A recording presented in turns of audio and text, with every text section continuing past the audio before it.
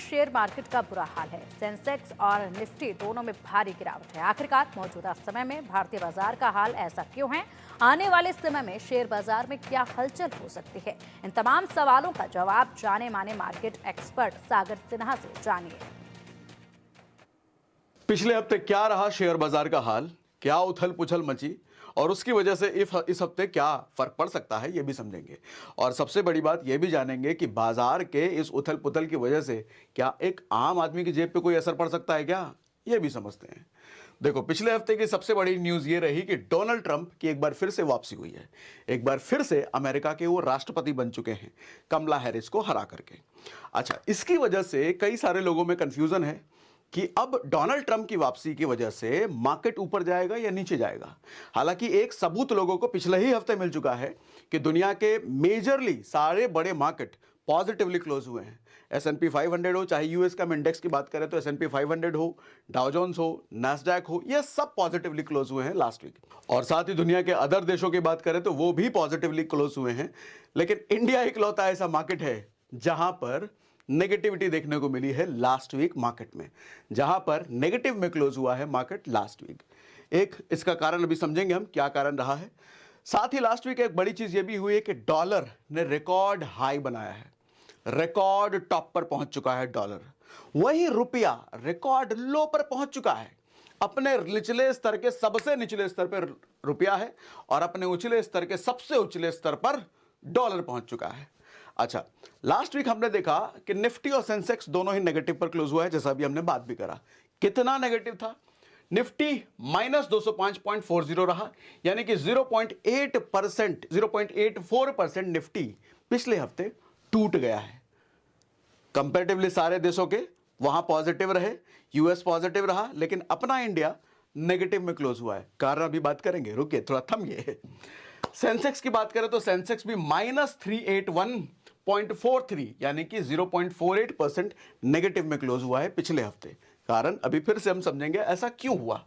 और साथ ही पिछले हफ्ते हमने यह भी देखा कि भारत के कुछ ऐसे सेक्टर्स जो सबसे ज्यादा बियरिश रहे, सबसे ज्यादा लुढ़के हैं, वो सेक्टर थे सबसे पहले तेल और गैस के सेक्टर सबसे ज्यादा लुढ़के हैं ये पिछले हफ्ते। बिजली का सेक्टर भी लुढ़का है भैया भयंकर पिछले हफ्ते। बीमा यानी कि इंश्योरेंस का सेक्टर भी लुढ़का है। खुदरा यानी कि रिटेल और हीरे एंड आभूषण यानी कि डायमंड और ज्वेलरी सेक्टर और एफएमसीजी सेक्टर। खैर, पिछले हफ्ते एक और चीज हमने क्या देखी कि एफआईआई की बिकवाली लगातार बनी है भैया। पिछले महीने हमने देखा कि रिकॉर्ड सेलिंग हुई है एफआईआई की तरफ से, यानी कि 1 लाख करोड़ का माल एफआईआई ने पिछले महीने बेचा है, जिसकी वजह से लगातार भारतीय शेयर बाजार डाउन ट्रेंड की तरफ है। हालांकि देखिए, ऐसा है कि एफआईआई ने तो बेचा है माल, लेकिन साथ में डीआईआई यानी कि डोमेस्टिक जो हमारे बड़ी बड़ी इंस्टीट्यूशंस हैं, उन्होंने माल खरीदा है, उन्होंने शेयर्स खरीदे हैं।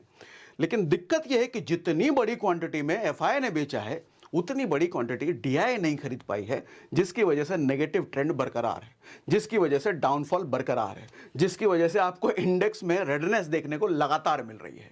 और एफआईआई यानी कि सबसे ज्यादा पोर्शन जो भारतीय शेयर बाजार में रखते हैं, उनकी अगर बिकवाली चालू है तो उससे होता क्या है, रिटेल इन्वेस्टर्स का विश्वास डगमगाता है, रिटेल इन्वेस्टर का विश्वास टूटता है।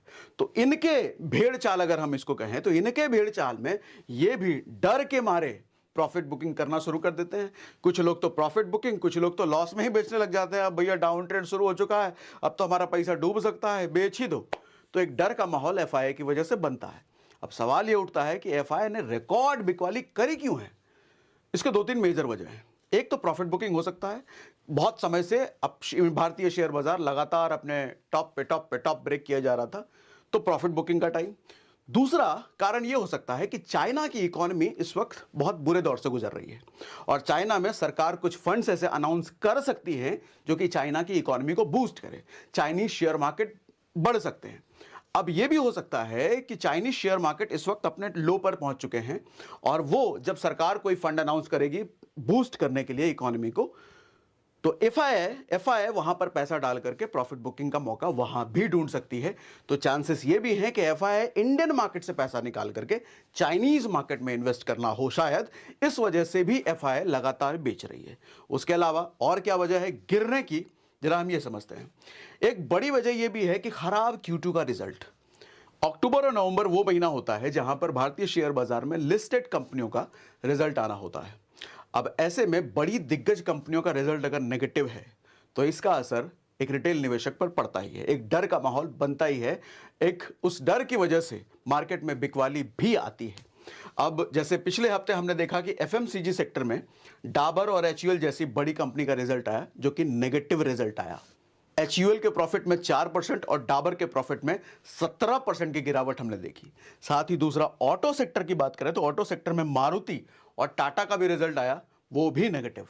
मारुति सुजुकी का प्रॉफिट जहां 17% गिरा, टाटा का प्रॉफिट 11% गिरा। अब ये बड़े बड़े दिग्गज कंपनियां, बड़े बड़े सेक्टरों की अगर रिजल्ट अगर खराब आएंगे तो इसका इंपैक्ट मार्केट पर तो पड़ना तय है। तो सिर्फ FII के बिकवाली ही बड़ा कारण नहीं है डाउन ट्रेंड पकड़ने का, Q2 के रिजल्ट खराब होने भी एक बड़ा कारण है। और उसके साथ ही पिछले हफ्ते की सबसे बड़ी न्यूज, डोनाल्ड ट्रंप एक बार फिर से राष्ट्रपति बनने जा रहे हैं कमला हैरिस को हरा करके अमेरिका में। तो इसकी वजह से अनिश्चितता कई लोगों में बनी हुई है। कुछ लोगों का कहना यह भी है कि यह भारत के शेयर बाजार के लिए पॉजिटिव इंपैक्ट ला सकता है, चीजें अच्छी हो सकती हैं, बेहतर हो सकती है, मार्केट बुलिश हो सकता है। लेकिन कुछ लोगों का यह भी कहना है कि शायद कुछ चीजें गड़बड़ हो सकती है। हालांकि आपने देखा होगा डोनाल्ड ट्रंप अपने भाषण में प्रधानमंत्री नरेंद्र मोदी का जिक्र कई बार करते हैं कि हमारे दोस्त हैं। नरेंद्र मोदी जी भी उनकी तारीफ करते हैं, ट्रंप के बारे में कहते हुए हमें दिखते हैं कि दोस्त हैं। लेकिन पहले भी हमने देखा है कि ट्रंप की कुछ नीतियां ऐसी आई है जो कि भारत के आम लोगों की जेब पर वो भारी पड़ा है। अब सवाल यह है कि इस बार जो ट्रंप आए हैं, इस बार ऐसी क्या नीतियां लेके आएंगे। हालांकि बातें तो ये भी हो रही है कि आयात और निर्यात पर टैरिफ बढ़ने वाले हैं। ऐसे में अगर टैरिफ बढ़ते हैं तो भारतीय चीज़ों में टैक्सेशन बढ़ सकता है, भारतीय चीज़ों में महंगाई बढ़ सकती है। शायद हो सकता है कि भारतीय लोगों के, आम लोगों के जेब पर भारीपन आ सकता है, शायद महंगाई बढ़ सकती है, यह हो सकता है।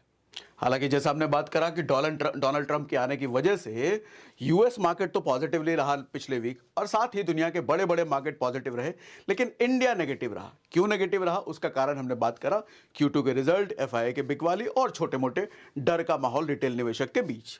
ठीक है, इसके बाद डॉलर बनाम रुपया।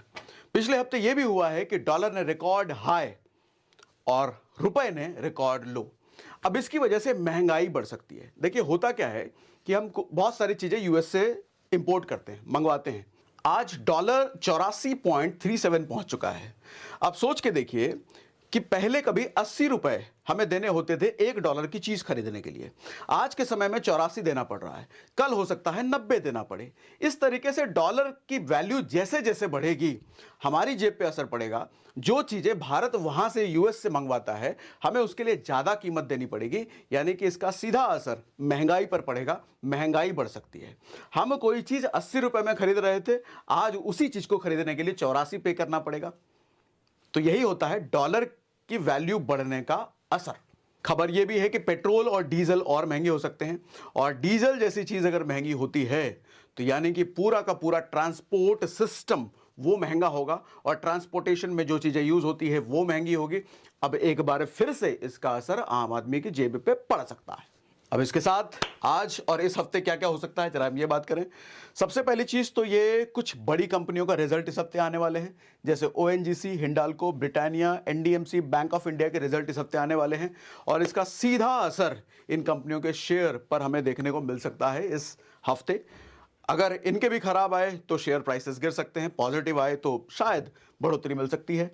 उतार चढ़ाव इस हफ्ते भी लगातार जारी रह सकता है क्योंकि अनसर्टेनिटी अभी तक बनी हुई है, FII की बिकवाली लगातार चालू है। ऐसे में जो लॉन्ग टर्म इन्वेस्टर्स हैं उनके लिए मैं ये कह सकता हूं कि जो लॉन्ग टर्म इन्वेस्टर्स हैं उनके लिए ज्यादा घबराने की जरूरत नहीं है, क्योंकि एट द लॉन्ग टर्म अगर आप लॉन्ग टर्म इन्वेस्टर हो तो लॉन्ग टर्म में मार्केट ऊपर जाना ही होता है, जो हमने पिछले कई सालों के इतिहास में देखा है। लेकिन जो ट्रेडर्स हैं, जो इंट्राडे ट्रेडर्स हैं, उनके लिए शायद घबराने वाली बात हो सकती है। तो मैं तो ये कहूंगा कि अभी कुछ दिन आप हो सकता है तो ट्रेडिंग पर अपने थोड़ी लगाम लाएं, या फिर अगर ट्रेडिंग कर रहे हैं तो बहुत सावधानी के साथ कीजिए।